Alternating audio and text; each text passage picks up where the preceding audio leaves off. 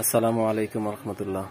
অনেকে বলেছিলেন যে কোরআন মাজিদের পাশাপাশি তাসবিহদের আলোচনার পাশাপাশি কিছু ছাত্রদের হাতের লেখা যাতে করে সুন্দর করা যায়, কিভাবে সুন্দর করা যায় সেই বিষয়ের উপর কিছু ভিডিও দেওয়ার জন্য। তো আমিও চিন্তা করেছিলাম, যেহেতু অনেকদিন শিক্ষকতা করেছি, এছাড়া যতটুকু আল্লাহ তাআলা হাতের লেখা সুন্দর করেছে, তো ছাত্রদেরকে এগুলা উপহার দেওয়ার জন্য তো আমি ধারাবাহিকভাবে ক্লাসগুলো চালু করে দিয়েছি। ফার্স্ট হচ্ছে আপনার বাংলা থেকে শুরু করছি। বাংলা এখন বর্ণগুলো রানিং আছে, বর্ণগুলো চলতেছে। সবচেয়ে মজার বিষয় হলো, একটি অক্ষরের প্রতি যখন বেশি মেহনত করবেন, একটি অক্ষরের উপর যখন অধিক পরিমাণ মেহনত করবেন, তখন দেখবেন একটি অক্ষর দিয়ে 3টি 4টি 5টি 7টি অক্ষরও বানানো যায়। এটা একটা টেকনিক। তো এই জন্য আমি বলি যে একটি অক্ষরের প্রতি বেশি করে মেহনত করবেন। প্রয়োজনে 2 দিন একটি অক্ষর লেখার জন্য 2 দিন সময় নেবেন। তারপর দেখবেন আপনার 5, 6টা 7টা অক্ষর সুন্দর মতো লেখা হয়ে গেছে। তো এরকম ভাবে ধারাবাহিকভাবে আমি ভিডিওগুলো দিচ্ছি। তো যাদের আগ্রহ ছিল হাতের লেখা শিখার, তারা যেন সুন্দর করে শিখতে পারে, সেইভাবে অক্ষরগুলো সুন্দর করে আমি লিখে সুন্দর করে বুঝিয়ে দিয়েছি কিভাবে লিখতে হবে, কিভাবে হাত ঘোরাতে হবে।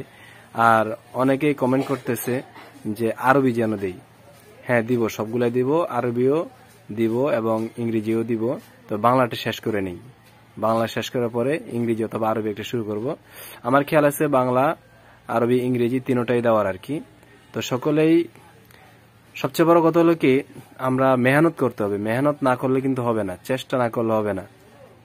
আমাদের মনে আশা আকাঙ্ক্ষা আছে, কিন্তু আশা আকাঙ্ক্ষা থাকা সত্ত্বেও আমরা মেহনত করি না। কথার কথা, কোন টিচারের কাছে যদি পড়ি অথবা অনলাইনে আমরা ভিডিও দেখি, তখন আমাদের আগ্রহটা জাগে। আবার যখন আমরা পড়ালেখা বন্ধ করে দেই, প্রাইভেট বন্ধ করে দেই, মাদ্রাসা যাওয়া বন্ধ করে দিই, স্কুলে যাওয়া বন্ধ করে দিই, ক্লাস শেষ হওয়ার পরে অন্যান্য কাজে আমরা মনোযোগ দিয়ে দেই। আর এই লেখার প্রতি আমাদের মনোযোগটা খুব কম থাকে। আমার কথা হলো, একদিনে ভালোবাসা দিয়ে হবে না, কারণ এই ভালোবাসাটা হতে হবে স্থায়িত্ব, চিরদিনের জন্য। ঠিক আছে? তাহলে আপনি কিছু অর্জন করতে পারবেন। হাজারো চেষ্টার পরে কিঞ্চিত পরিমাণ অর্জন হয়। এর মধ্যে যে আপনি এরকম গাফিলতি করেন, তার বাহানা করেন, মনে অনেক আগ্রহ কিন্তু বাস্তবে প্র্যাকটিক্যালে কোনো এটা প্রমাণ নাই, তাহলে কিন্তু লেখা সুন্দর হবে না, পড়াও মুখস্থ হবে না। সেম কোরআন মাজিদ শিখার জন্য এই পলিসিটাই ফলো করতে হবে। আপনি দৈনিক যে পড়াটা দেওয়া হয়, ওই পড়াটা ভালো করে মুখস্থ করতে হবে, জব্দ করতে হবে। দৈনিকের পড়া দৈনিক ওস্তাদকে বুঝিয়ে দিতে হবে। তাহলে ভালো কিছু শিখা যাবে, ভালো কিছু অর্জন করা যাবে। আর নয়তো শুধু মনে আশা আকাঙ্ক্ষা রাখেই কোনো লাভ হবে না।